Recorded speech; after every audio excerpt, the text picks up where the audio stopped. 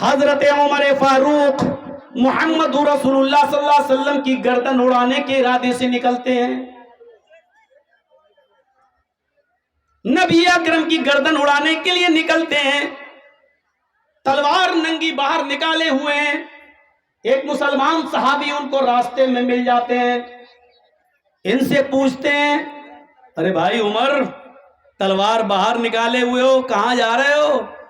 آج تو چہرے پر بہت غصہ نظر آ رہا ہے. حضرت عمر نے کہا تمہارے نبی کو قتل کرنے جا رہا ہوں.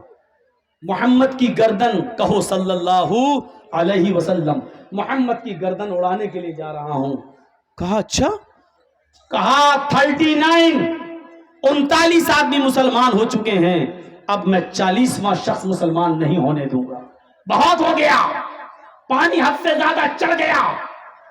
اب محمد کو ہی قتل کر دوں گا, نہ رہے گا بانس نہ بجے گی بانسری. اس آدمی نے کہا محمد رسول اللہ کو بعد میں قتل کرنا. یہ صحابی تھے. کہا کہ نبی کو بعد میں قتل کرنا ہی ہے تو پہلے اپنی بہن اور اپنے بہنوئی کو قتل کرو. جا کر دیکھو تمہاری بہن بھی مسلمان ہو چکی ہیں اور تمہارا بہنوئی بھی اسلام لا چکا ہے, ایمان قبول کر لیا. حضرت عمر نے کہا کیا کہہ رہے ہو؟ میری بہن اور میرے بہنوئی نے, ہو ہی نہیں سکتا. عمر کا ڈر ان لوگوں کو کبھی مسلمان ہونے نہیں دے گا. جاؤ پہلے پتہ لگاؤ. حضرت عمر نے اپنا رخ محمد رسول اللہ کی طرف سے موڑ کر ان کی طرف کر لیا. دروازہ کھٹکھٹایا تو کیا دیکھتے ہیں کہ گھر میں قرآن کی تلاوت ہو رہی ہے. دروازہ بہنوئی نے کھولا تو کیا دیکھتے ہیں کہ میری بہن قرآن کی تلاوت کر رہی ہے.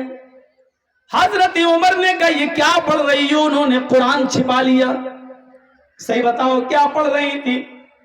بہنوئی آ گئے. کہا ایسا ہے عمر, ہم لوگوں نے اسلام قبول کر لیا ہے, ایمان لے آئے ہیں. اتنا سننا تھا کہ ڈنڈے لاٹھی اٹھائی اور اپنے بہنوئی کو پیٹنا شروع کر دیا. عمر فاروق کی بہن نے اپنے پتی کو, اپنے ہسبینڈ کو پیٹتے ہوئے دیکھا تو وہ بچانے آئی تو ان کو بھی پیٹنا شروع کر دیا, لہو لہان کر دیا. غور کرو وہ عمر جس سے پورا مکہ کانپتا تھا, مدینہ کانپتا تھا, جس سے قیصر و کسریٰ کی حکومتیں لرزہ براندام تھی, یہ عمر جب اپنے بہن اور بہنوئی کو پیٹتے پیٹتے تھک گیا اور بہن کے جسم سے خون بہنے لگا تو بہن کھڑی ہو کر للکارتی ہے اے عمر. حضرت عمر نے کہا آج میرا نام لے رہی ہے, تو نام لے رہی ہے میرا؟ ہاں, اب تو بھائی کہلانے کے لائق نہیں رہا. اب میں نے تیرا نام لیا ہے, کیوں نہ لوں تیرا نام؟ کہا بہن آج تک تو نے مجھے بھائی کے نام سے پکارا, بھائی, اور آج عمر کہہ رہی ہے, اتنی جرأت. بہن کہتی ہے عمر سن, میں اسلام لے آئی, ایمان لے آئی, میرے ساتھ میرے شوہر بھی اسلام لے آئے, ایمان لے آئے. اب میری آخری بات سن لے, کتنا بھی پیٹ لے, کتنا بھی مار لے, میری گردن کاٹ دے اور میرے جسم کے ٹکڑے ٹکڑے کر دے. سیرت عمر کی میں لکھا ہے کہ عمر کی بہن نے ایک جملہ اور کہا فاطمہ نے, اے عمر میرے جسم کے ٹکڑے ٹکڑے کرنے کے بعد میرے ان ٹکڑوں کو کتوں کے سامنے ڈال دے اور میرے گوشت کو, میرے جسم کے ٹکڑوں کو کتوں کو کھلوا دے. یہ سب کروانا مجھے منظور ہے, لیکن ایمان سے پھٹ جاؤں یہ مجھے منظور نہیں ہے. میں ایمان لا چکی ہوں, اب اس کو میں نہیں چھوڑ سکتی.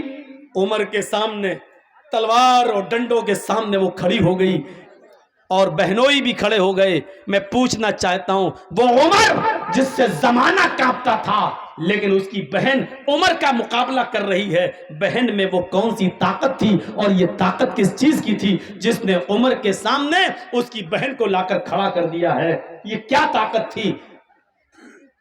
جب عمر کی بہن کے اندر ایمان جاگ گیا, اس نے سمجھ لیا، اور جب ایمان کی طاقت اس کے اندر آ گئی تو وہ نہ عمر کے ڈنڈوں سے ڈر رہی ہے، نہ عمر کی تلوار سے ڈر رہی ہے، نہ عمر کے غصے سے ڈر رہی ہے۔ جیسے ایک پولیس والا جب جان لیتا ہے کہ گورنمنٹ ہمارے ساتھ ہے تو وہ کسی سے نہیں ڈرتا ہے، اسی طریقے سے اس بہن نے جان لیا کہ ایمان میری رگوں میں دوڑ رہا ہے، اللہ میرے ساتھ ہے، تو پھر اس کے دل سے خوف نکل گیا، اس کے دل سے ڈر نکل گیا۔ اب مجھے ڈرنے کی ضرورت نہیں ہے کیونکہ ایمان میری رگوں میں دوڑ رہا ہے۔ جس کے اندر جتنا مضبوط ایمان ہوگا اس کی عمارت اسلام کی اتنی مضبوط ہوگی۔ اپنے اندر ایمان کی طاقت پیدا کرو، اللہ کی قسم ایمان اگر اپنے اندر پیدا کر لیا تو دنیا کی ساری طاقتیں تمہیں ہیچ نظر آئیں گی، دنیا کی ساری طاقتیں تمہیں مکھی یا مچھر جیسی نظر آئیں گی۔ آپ کسی سے نہیں ڈرو گے، شرط یہ کہ تم اپنے اندر اسلام ایمان پیدا کر لو، اپنی بنیاد سے جڑ جاؤ، نہیں جڑو گے تو پتنگ کی طرح کٹو گے، نیچے آؤ۔ حضرت بلال کی طرف نظر ڈالو، حضرت بلال کی طرف نظر ڈالو میرے پیارے ساتھیوں، وہی حضرت بلال ہیں جو نہایت ہی کالے کلوٹے ہیں، جن کی شکل اتنی کالی کہ حدیث کی کتابوں میں آتا ہے کالحمہ۔ کوئلے کو اور بلال کو ایک جگہ رکھ دیا جائے تو کوئلہ تمہیں پھر بھی صاف نظر آئے گا، بلال کوئلے سے زیادہ کالے۔ لیکن یہی وہ بلال ہیں جن کے اندر ایمانی طاقت اتنی زیادہ تھی کہ جب یہ اسلام لائے، ایمان لائے، تو کافروں نے ان کو پکڑا، زمین کے اوپر گرم ریت پر لٹا دیا۔ ریت گرم ہے، بالو گرم ہے، اور گرم بالو پر لٹا دیا جس سے پیڑ جلنے لگی۔ اس کے باوجود ان کے اوپر رحم نہ آیا تو ایک بھاری پتھر لا کر ان کے سینے کے اوپر رکھ دیا تاکہ ان کا سینہ دب جائے۔ اس کے باوجود پوچھا گیا، اے عمر اب کیسا لگ رہا ہے؟ اس گھناؤنی تکلیف، دردناک تکلیف کے باوجود حضرت عمر کی زبان سے جو جملے نکلے، حدیث کی کتاب ان جملوں کو ریکارڈ کرتی ہے، احد احد احد۔ اب بھی میں یہی کہوں گا کہ اللہ ایک ہے، اللہ ایک ہے، اللہ ایک ہے۔ یہ بلال کے اندر یہ اسپرٹ جو آئی، بلال کے اندر یہ طاقت جو آئی، پورے کافروں کے سامنے اکیلا ہے بلال، زمین پہ لٹا دیا گیا ہے، گرم بالو پہ لٹا دیا گیا ہے، بھاری پتھر بلال کے سینے پہ رکھ دیا گیا ہے، لیکن بلال ڈر نہیں رہا ہے، بلال کانپ نہیں رہا ہے۔ بلال سے پوچھا جا رہا کیسا لگ رہا ہے؟ بلال کہتے ہیں احد احد احد، اللہ ایک ہے، اللہ ایک ہے، اللہ ایک ہے۔ بلال کو تمام لوگوں سے نڈر کون سی چیز نے بنایا؟ اس کا جواب وہی ہے، اسی ایمان نے۔ ایمان کی طاقت آپ اپنے اندر پیدا کر کے دیکھ لیجئے، پھر آپ دیکھیے کہ دنیا کی بڑی سے بڑی طاقتوں سے آپ لڑ جائیں گے، ڈرنے کا نام نہیں لیں گے۔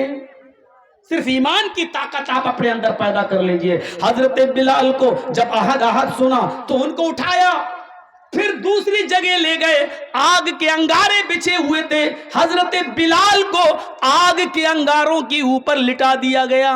سننا بہت آسان ہے، سن لو گے، آگ کے انگاروں پر لٹا دیا جائے، سننا بہت آسان ہے، لیکن ایک انگارہ اپنے ہاتھ پر، آگ کا ایک انگارہ اپنے ہاتھ کی ہتھیلی پر لے کر دیکھو، آپ کو پتا چل جائے گا۔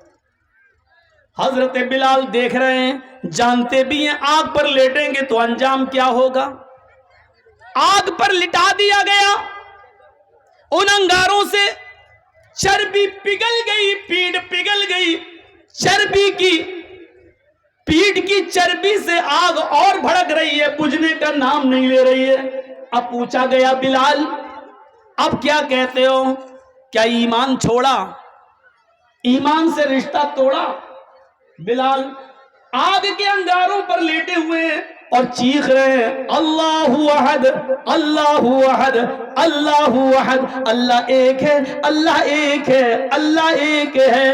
حضرت بلال کو کافروں نے आग के अंगारों पर लिटा दिया, और फिर भी हजरत बिलाल ये नहीं कह रहे मुझे छोड़ दो, मुझे जाने दो, मुझे माफ कर दो, नहीं नहीं, वो आज उन काफिरों के सामने खड़े हैं और यही कह रहे हैं कि अल्लाह एक है, अल्लाह एक है। ऐसी मंजिलें नहीं मिलती हैं कि अल्लाह के नबी ने कभी बिलाल से कहा था, अय बिलाल, अय बिलाल, मुझे अल्लाह ने जन्नत भी दिखाई, मुझे अल्लाह ने जहन्नम भी दिखाई। जब मैं जन्नत देख रहा था तो मुझे अपने आगे आगे जूतों की आवाज सुनाई दी। मैंने पूछा जिब्रील ये जूतों की आवाज किसकी है, मुझे तो कोई दिखाई नहीं दे रहा है। बिलाल, जिब्रील ने बताया कि ये बिलाल हैं जो दुनिया में है, लेकिन उनके जूतों की आवाज तुम जन्नत में सुन रहे हो। यानी बिलाल ने इतनी तकलीफें उठाई हैं दीन के लिए, ईमान के लिए, कि अल्लाह ने उनको जन्नत दे दी। ऐ मोहम्मद सल्लल्लाहु अलैहि वसल्लम, दुनिया में जाना और बिलाल से कह देना कि अल्लाह ने तुम्हें जन्नत दे दी, तुम्हारे जूतों की आवाज में सुन के आया हूं।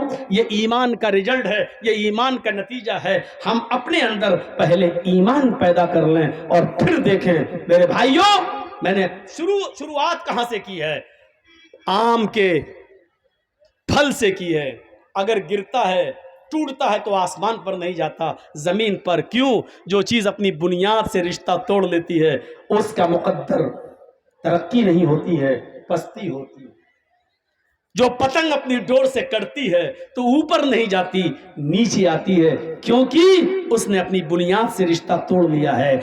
आपकी और हमारी बुनियाद है ईमान। अगर इससे हमने अपना रिश्ता तोड़ लिया तो कभी हम तरक्की नहीं कर सकते हैं, हम तनज़्ज़ुली का शिकार होंगे, हम नीचे जाएंगे। खालिद इब्ने वलीद ने एक जंग के अंदर 9 तलवारें तोड़ डाली, हारी हुई जंग को जीत में बदल दिया। हर तरफ खालिद इब्ने वलीद के चर्चे होने लगे। वाह क्या लड़ा खालिद, क्या लड़ा खालिद, वाह खालिद इब्ने वलीद। हजरत उमर फारूक को जब पता चला कि लोगों ने हजरत खालिद इब्ने वलीद की तारीफें करना शुरू कर दी, तो हजरत खालिद इब्ने वलीद को सिपह सालारी के ओहदे से हटा दिया, कमांडर इन चीफ के ओहदे से हटा दिया। अच्छा एक बात बताइए, हम अच्छा काम करेंगे तो हमारा प्रमोशन होना चाहिए या डिमोशन होना चाहिए? प्रमोशन होना चाहिए। हजरत खालिद इब्ने वलीद ने 9 तलवारें तोड़ी, जीत, हारी हुई जंग को जीत में बदल दिया। चारों तरफ चर्चे हो रहे हैं, तो हजरत उमर को उनको आगे बढ़ाना चाहिए, प्रमोशन देना चाहिए या नीचे? अकल तो यही कहती है कि आगे प्रमोशन देना चाहिए, लेकिन हजरत उमर ने उल्टा किया। क्या किया? खालिद इब्ने वलीद को माजूल कर दिया, उनको कमांडर इन चीफ के ओहदे से हटा दिया और आम सिपाही बनाकर तलवार दे दी। जाओ, अब तुम कमांडर इन चीफ नहीं, किसी भी जंग में जाओगे तो एक मामूली सिपाही की हैसियत से लड़ोगे। लोगों ने कहा खालिद, उमर ने तुम्हारी इंसल्ट की है, उमर ने तुम्हें जलील किया है, तुमने तो बहादुरी दिखाई है जंग के अंदर, तुम्हें तो इनाम मिलना चाहिए था, लेकिन खालिद तुम्हें हटा दिया गया है, छोड़ दो उमर को, हट जाओ, इस्तीफा दे दो, तुम्हारे लिए बहुत से रास्ते खुले हैं, इधर आ जाओ। खालिद इब्ने वलीद ने जो जवाब दिया वो ईमान से भरा हुआ जवाब था। खालिद इब्ने वलीद ने क्या जवाब दिया? नहनु नुकातिलु फी सबीलिल्लाह वला नुकातिलु फी सबील उमर। हम जो जंग लड़ रहे थे वो अल्लाह के रास्ते में लड़ रहे थे, उमर के रास्ते में नहीं लड़ रहे थे। हमने जंग अल्लाह के लिए लड़ी है, उमर के लिए नहीं है। हम मामूली सिपाही बनकर भी हम जिहाद करेंगे, लेकिन उमर के लिए नहीं, उमर के रब के लिए करेंगे। मेरे भाइयों, ये इस्लाम था, ये ईमान था उस जमाने के सहाबा के अंदर। तुम तो अपने भोले भाले जो दूर से आए हैं, ये मुसलमान भाई जो सुनने के लिए आए हैं, तुम उनको तकलीफ देने के लिए उनके सामने खड़े हो गए हो, तुम उनके लिए मुसीबत बने हो, तुम अपने भाइयों को रास्ता नहीं दे सकते हो, उनके लिए बैठ नहीं सकते हो, तुम इस्लाम के लिए अपनी जान की कुर्बानी क्या दोगे? लानत है, आज कहना पड़ रहा है तुमसे, बड़ी बदतमीज कौम हो चुकी हो ये मुस्लिम कौम। किसी साइंटिस्ट ने कहा था, जब मैंने कुरान पढ़ा तो मुझे दुनिया की सबसे बेहतर سب سے بہتر مذہب اسلام لگا، لیکن جب ہم نے دورہ کیا تو دنیا کی سب سے بری قوم ہمیں مسلمان نظر آئی ہے۔ سب سے اچھا مذہب اسلام لگا، لیکن سب سے بدتر قوم ہمیں مسلمان نظر آئی ہے۔ یہ قوم ہے ہماری، لاکھ سمجھانے کے باوجود نہیں مانتی ہے اور دوسروں کو تکلیف دیتی ہے۔ میرے بھائیوں، ہمیں سوچنا چاہیے اور چلو بھر پانی میں ڈوب کے مر جانا چاہیے کہ آپ کا خطیب یو پی سے جس کو محبتوں کے ساتھ تم بلاتے ہو، لیکن اس کی اتنی سی بات ماننے کے لیے تیار نہیں ہو۔ جب میری نہیں مان سکتے ہو تو اسلام کی بات کیا مانو گے اور قرآن کی بات کیا مانو گے؟ میرے بھائیوں، اس سے زیادہ میں کچھ نہیں بولوں گا، کچھ نہیں کہوں گا۔ زیادہ سے زیادہ اتنا باقی رہ گیا ہے کہ میں اپنا دامن اٹھا کر بھیک مانگ لیتا ہوں آپ سے کہ اللہ کے واسطے بیٹھ جاؤ۔ اب اس سے زیادہ ذلیل کر کے مت دکھائیے مجھے، میں نے بھیک مانگ لی ہے آپ سے، میں نے دامن اٹھا لیا آپ کے سامنے، اب اس سے زیادہ ذلیل مت کریے گا مجھے۔ بیٹھ جائیے بس، اس سے زیادہ اب ہم کچھ نہیں کہیں گے۔ آئیے، بڑی اچھی باتیں ہونے لگی ہیں تو اب میں نے آپ کو بتا دیا ہے میرے بھائیوں۔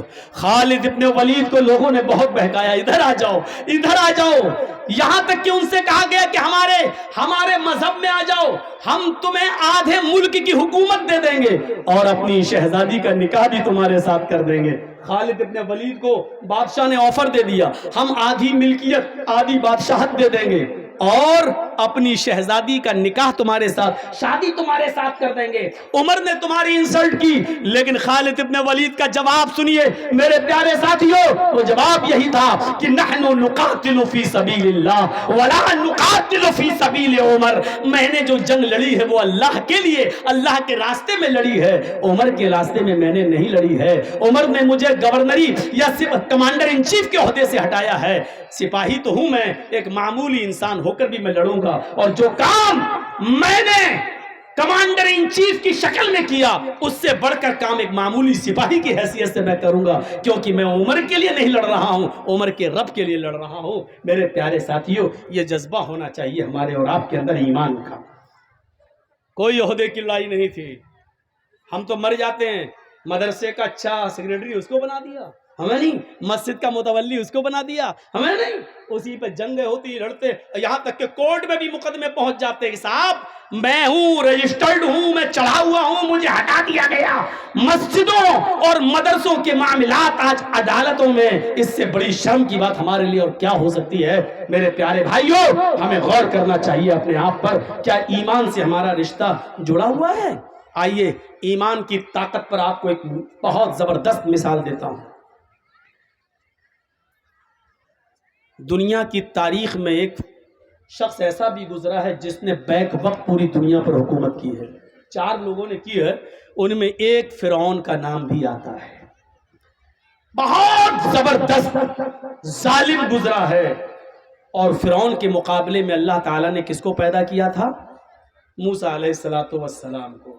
یہ واقعہ آج بالکل میری زبان سے ایک نیا واقعہ ہوگا آپ کے لیے، ذرا سنیے۔ ایمان دیکھیے کس کو کہتے ہیں، یہ چیز مجھے آپ کے سامنے رکھنا ہے۔ جب تھک گیا فرعون بھی تو کہا کہ موسیٰ آؤ مقابلہ کر لیتے ہیں، یا تو اب تمہارے آدمی اس دنیا میں رہیں گے یا میرے آدمی رہیں گے، آؤ ایک میدان میں جمع ہو جاتے ہیں۔ موسیٰ علیہ السلام اپنے چند لوگوں کو لے کر چلے جاتے ہیں۔ موسیٰ پر ایمان لانے والے تھے ہی کتنے، معمولی لوگ، چند لوگ۔ فرعون کی پوری فوج آ گئی، فرعون نے اپنے جادوگروں کو بلا لیا، ادھر آؤ آؤ آپ کو ایک منظر دکھاتے ہیں، یہاں اسپیڈ میری تھوڑی سی سلو ہو جائے گی کیونکہ مجھے سمجھانا ہے۔ فرعون نے اپنے ساتھیوں کو بلا لیا، ادھر آؤ، ایسے کرتب دکھانا، ایسے تلسم دکھانا کہ آج موسیٰ اور موسیٰ کے قوم کے لوگ، یہ مسلمان جتنے آئے ہیں سب ہار جائیں، دیکھو ہمارا نام مٹی میں نہ ملنے پائے، آج تمہیں موسیٰ کو شکست دینا ہے، موسیٰ کو ہرانا ہے۔ فرعون کو اپنے جادوگروں پر بہت بھروسہ تھا، جادوگروں نے کہا بالکل آپ تیار رہیے، موسیٰ اور اس کے قوم کو ہرانا میرے بائیں ہاتھ کا کام ہے، ابھی ہرا دوں گا۔ جب دونوں آمنے سامنے آ گئے، ادھر فرعون کا لشکر کھڑا ہے، فرعون بھی، ادھر موسیٰ اور موسیٰ کا لشکر کھڑا ہے۔ فرعون کے جادوگروں نے فرعون سے کہا، اوہو ایمان دیکھیے، فرعون کے جادوگروں نے فرعون سے کہا اِنَّا لَنَا لَأَجْرًا إِن كُنَّا نَحْنُ الْغَالِبِينَ۔ اے فرعون، اے ہمارے بادشاہ، اگر ہم موسیٰ سے جیت گئے، موسیٰ پر غالب آ گئے، موسیٰ کو ہرا دیا تو ہمیں کیا انعام ملے گا؟ اِنَّا لَنَا لَأَجْرًا إِن كُنَّا نَحْنُ الْغَالِبِينَ۔ اگر ہم غالب آ گئے، قرآن کہہ رہا، قرآن، اگر ہم غالب آ گئے تو ہمیں کیا انعام ملے گا؟ ہمیں آپ کیا نوازیں گے؟ ہمیں کیا دیں گے؟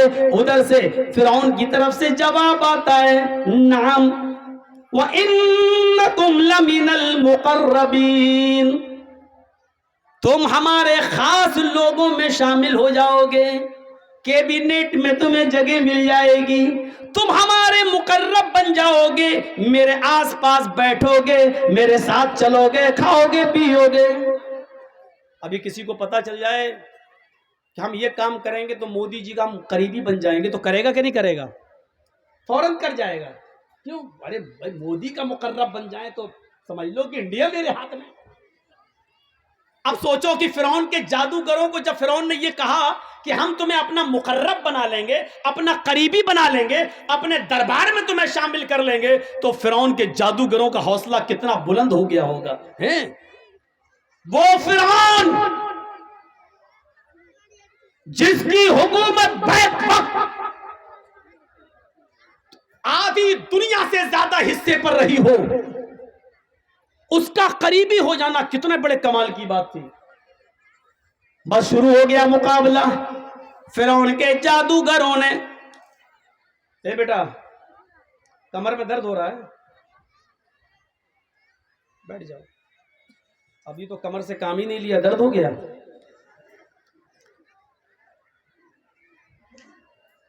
یہی ہوتا ہے، کوئی بھی میرے سامنے اٹھ جائے، بیٹھ جائے، میں بھول جاتا ہوں کہ میں کیا بول رہا ہوں۔ تو سنو، شروع ہو گیا مقابلہ۔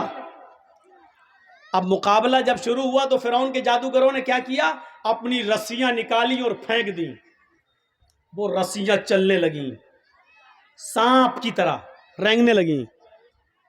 موسیٰ علیہ السلام تھوڑا ڈر بھی گئے ہیں، دیکھنے والوں کو سانپ نظر آنے لگا، پھینکی رسیاں وہ سانپ نظر آنے لگیں۔ موسیٰ علیہ السلام ڈر بھی گئے، اللہ نے کہا لا تخف یا موسیٰ، موسیٰ ڈرو نہیں۔ رسیاں سانپ بن گئیں، سانپ تو تھی نہیں، وہ تھی رسیاں، لیکن دیکھنے والوں کو سانپ دکھ رہی تھی۔ اللہ نے کہا نلقی عصاک، اے موسیٰ جو تمہارے ہاتھ میں ڈنڈا ہے وہ زمین پر مار دو۔ اب دیکھیے کیا ہوا، مقابلہ دیکھیے کیسا ہو رہا ہے۔ تمہارے ہاتھ میں جو ڈنڈا ہے اس کو زمین پر مار دو۔ موسیٰ علیہ السلام نے جو اپنا ڈنڈا زمین پہ مارا، فَإِذَا هِيَ تَلْقَفُ، ایسا لگا وہ ایک اژدہا بن گیا، اور اژدہا کی شکل میں آیا، اور آتے ہی اس نے فرعون کے جادوگروں کی رسیوں کو جو سانپ دکھ رہے تھے سب کو کھا گیا، سب کو ہضم کر گیا۔ جو کھولا منہ سب اس کے منہ میں چلے گئے جتنے سانپ دکھ رہے تھے۔ فرعون کے جادوگر ہکا بکا رہ گئے ہیں، وہ سمجھ گئے، یہیں سے وہ سمجھ گئے کہ ہم نے جو دکھایا وہ تلسم تھا، ہم نے جو دکھایا وہ جادو تھا، ہم نے جو دکھایا وہ ڈھونگ تھا، ہم نے جو دکھایا وہ مکاری تھی، ہم نے جو دکھایا وہ ایک چال تھی۔ لیکن موسیٰ نے جو دکھایا وہ مکاری نہیں ہے، وہ چال نہیں ہے، وہ جادو نہیں ہے، وہ اللہ کی مدد ہے۔ موسیٰ نے جو دکھایا وہ جادو نہیں ہے۔ وہ سمجھ گئے، وہ یہ بھی سمجھ گئے کہ اب بالکل بچنے کا راستہ نہیں ہے۔ بیک وقت جیسے ہی انہوں نے دیکھا کہ ہماری رسیوں کو جو سانپ نظر آ رہی تھی، موسیٰ کا اژدہا کھا گیا، موسیٰ نے جو ڈنڈا مارا وہ اژدہا بن گیا اور کھا گیا، وہ سمجھ گئے کہ میری حالت خراب ہے۔ موسیٰ نے جو دکھایا وہ موسیٰ کا کمال نہیں، موسیٰ کے رب کا کمال ہے۔ ابھی تو وہ فرعون سے مانگ رہے تھے کہ کیا ہمیں کیا انعام دو گے, ہمیں کیا روپیہ پیسہ دولت زمین و جائیداد کیا دو گے. ابھی تو وہ یہ مانگ رہے تھے, لیکن جیسے ہی دیکھا کہ فرعون کی جادوگروں کی رسیوں کو جب موسیٰ کے اژدہے نے کھا لیا تو وہیں سے چیخ پڑے, آمنا برب العالمین رب موسیٰ و ہارون. فرعون کے سامنے چیخ پڑے, ہم ایمان لے آئے رب العالمین پر, ہم اللہ رب العالمین پر ایمان لائے, ہم اس رب پر ایمان لائے جو موسیٰ کا رب ہے, جو ہارون کا رب ہے. آمنا برب العالمین, ہم ایمان لائے رب العالمین پر, رب موسیٰ و ہارون, موسیٰ کے رب پر, ہارون کے رب پر. ایک جملہ یاد رکھنا, کیا لائے؟ ایمان. ابھی تک کافر تھے, اب ایمان لائے. اب ہم آپ کو دکھاتے ہیں ایمان جب لے آئے, بنیاد سے جب جڑ گئے, تو ایمان لانے کے بعد ان جادوگروں کی طاقت کا حال دیکھیے کیا ہوتا ہے. ابھی تک ایمان نہیں تھا تو رسی کو سانپ بنا رہے ہیں. ایمان جب پیدا ہو گیا ان کے اندر تو اب کیا ہوا؟ فرعون نے دیکھا یہ تو پانسا ہی الٹ گیا ہے, ہم تو لائے تھے موسیٰ کے خلاف, یہ سب ہمارے خلاف ہو گئے, اب کیا ہوگا؟ اب کیا ہوگا؟ تو فرعون نے کہا, اے جادوگرو تم بہت بڑی غلطی کر رہے ہو, میری اجازت کے بغیر تم ایمان لے آئے, میری اجازت کے بغیر تم ایمان لے آئے, بہت غلط کام تم نے کیا ہے. سمجھ لو میں تمہیں ایک اور موقع دے رہا ہوں, ہارون و موسیٰ کے رب پر ایمان چھوڑ دو, لوٹ آؤ ہمارے پاس. انہی جادوگروں نے جو ایمان لے آئے, اب جواب کیا دیا فرعون کو, اس جواب کو دیکھو, اس میں ایمان کی طاقت چھلکتی ہوئی نظر آتی ہے. لن نؤثرک علی ما, آئے فرعون اب ہم تم کو ترجیح نہیں دے سکتے, اب ہم تم کو فوقیت نہیں دے سکتے. ان واضح نشانیوں کو دیکھنے کے بعد جو اللہ تبارک و تعالیٰ کی طرف سے موسیٰ نے دکھائی ہے, ہمیں اپنا ڈنڈا زمین پہ مارا اور اللہ نے اژدہا بنا دیا, اس نشانی کو دیکھنے کے بعد ہم اب ایمان بدل نہیں سکتے, ہمارا ایمان باقی رہے گا. آئے فرعون سن لو, کان کھول کر, اب تو ہمارا کچھ بھی کر لو, اب ہم کچھ بھی نہیں کریں گے, ہمارا ایمان اب رب العالمین کے اوپر ہو گیا. فرعون نے اس کے جواب میں جو جملے کہے وہ سنو, کیا کہا؟ لَأُقَطِّعَنَّ أَيْدِيَكُمْ وَأَرْجُلَكُمْ مِنْ خِلَافٍ ثُمَّ لَأُصَلِّبَنَّكُمْ أَجْمَعِينَ. آئے جادوگرو, اگر تم نے موسیٰ کے رب کو نہ چھوڑا, آئے جادوگرو, اگر تم نے ہارون کے رب کو نہ چھوڑا, تو ہم تمہیں تمہارے ہاتھ اور تمہارے پیر کاٹ دیں گے مخالف سمتوں سے. لَأُقَطِّعَنَّ أَيْدِيَكُمْ وَأَرْجُلَكُمْ مِنْ خِلَافٍ, ہم تمہارا دائنا ہاتھ کاٹیں گے تو الٹا بایاں پیر ہم تمہارا کاٹ دیں گے, اور اگر ہم نے بایاں ہاتھ کاٹا تو دایاں پیر ہم تمہارا کاٹ دیں گے. تمہارا ایک ہاتھ اور ایک پیر کاٹیں گے, اگر ہاتھ دایاں کاٹا تو پیر بایاں, اور پیر اگر ہم نے دایاں کاٹا تو ہاتھ بایاں, ایک پیر اور ایک ہاتھ ہم تمہیں کاٹ دیں گے. ثم لأصلبنکم اجمعین, اور اس کے بعد ہم تم سب کو سولی پہ لٹکا دیں گے, ہم تم سب کو سولی پہ چڑھا دیں گے. اس کے جواب میں ایمان چونکہ پیدا ہو چکا تھا, فرعون سامنے تھا, فرعون کا لشکر سامنے تھا, لیکن اس کے باوجود جب ایمان پیدا ہو گیا تو اس کے جواب میں انہوں نے کیا کہا؟ فرعون کے جادوگروں نے جو ایمان لائے کیا کہا؟ فَقْضِ مَا أَنْتَ قَاضٍ فَقْضِ مَا أَنْتَ قَاضٍ. اے فرعون تجھے جو کرنا ہے کر, میرا ہاتھ کاٹنا ہے کاٹ, میرا پیر کاٹنا ہے کاٹ, مجھے سولی پہ چڑھانا چڑھا دے, مجھے پھانسی دینا ہے پھانسی دے دے. انت قاضٍ, تو قاضی ہے, تو جج ہے, تو جو چاہے کر, تجھے اختیار ہے کر لے, لیکن اتنا یاد رکھنا انما تقضی هذه الحیات الدنیا, تو صرف دنیا کی زندگی کا فیصلہ کر سکتا ہے, آخرت کی زندگی کا فیصلہ تو نہیں کر سکتا. آخرت میں تو تو میرا رب میرے ساتھ ہے ہی، اس لیے تجھے دنیا میں جو کرنا ہو کر لے۔ جو ابھی فرعون کے قریب ہونا چاہتے تھے، فرعون سے انعام مانگ رہے تھے، لیکن موسیٰ پر ایمان لائے، اور ایمان لانے کے بعد ان کی طاقت کا حال یہ ہو گیا کہ نہ وہ فرعون سے ڈرے، نہ فرعون کے لشکر سے ڈرے۔ فرعون نے ان کا ہاتھ کاٹا، کٹوا لیا، ان کا پیر کاٹا، کٹوا لیا، ان کو سولی پہ لٹکایا، لٹک گئے، لیکن پھر اللہ پر جو ایمان لا چکے تھے اس کو بدلا نہیں۔ پھر رب موسیٰ اور ہارون کے رب پر ایمان چھوڑا نہیں۔ ایمان یہ ہوتا ہے، اور ایمان کی طاقت یہ ہوتی ہے۔ کیا ہمارے پاس ایمان کی طاقت ہے یہ؟